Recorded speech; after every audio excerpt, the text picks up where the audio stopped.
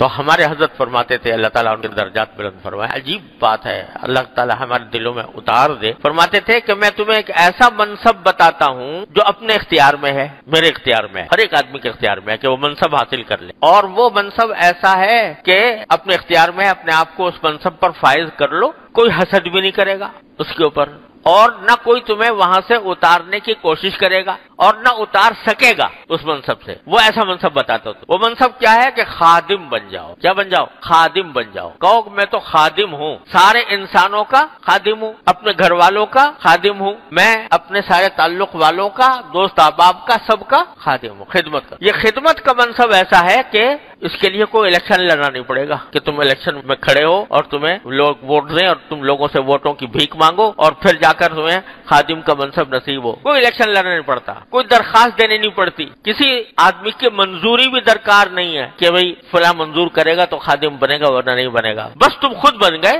اور خدمت کا کام شروع کر دیا۔ خدمت خلق، مخلوق کی خدمت، وہ اپنے ذمے اپنے آپ کو اس منصب پر فائز کر دو، اور اگر جب تم اس منصب پر فائز ہو گئے تو کوئی نہ حسد کرے گا نہ تمہیں وہاں سے ٹانگ کھینچنے کی کوشش کرے گا۔ خادم بن جاؤ اور ساری زندگی اپنی خدمت کے اوپر وقف کر دو۔ میں تو خادم ہوں، میں خدمت کرنے والا ہوں۔ یہ ہے کہ ان میں سے ہر شخص اپنے آپ کو کیا سمجھتا تھا؟ خادم۔ یہ وہ منصب ہے کہ جب اللہ تبارک و تعالیٰ کسی کو عطا فرما دے اپنی رحمت سے، اللہ تعالیٰ ہم سب کو عطا فرما دے۔ تو یہ خدمت کیا ہے؟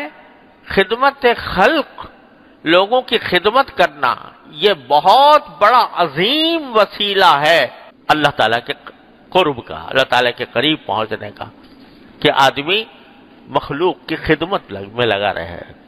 معمولی چیز نہیں ہے۔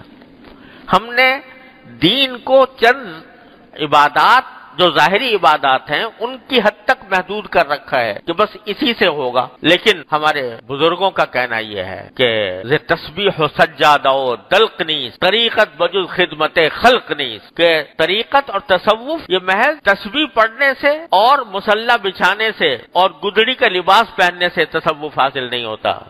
تسبیح و سجادہ و دلق نیز طریقت بجز خدمت خلق نیز، طریقت جو ہے وہ مخلوق کی خدمت سے حاصل ہو، مخلوق کی خدمت سے طریق حاصل ہو، مخلوق کی محبت دل میں ہو، محبوب مخلوق کی، اللہ تعالیٰ کی مخلوق کی محبت دل میں ہو، اللہ تبارک و تعالیٰ کی مخلوق کے ساتھ تعلق ہو، چاہے گناہگار نظر آ رہے ہوں دیکھنے میں لوگ، لیکن گناہ سے نفرت ہو، اس گناہگار کی ذات سے نفرت نہ ہو، اس سے اس کے لیے محبت کے جذبات ہوں۔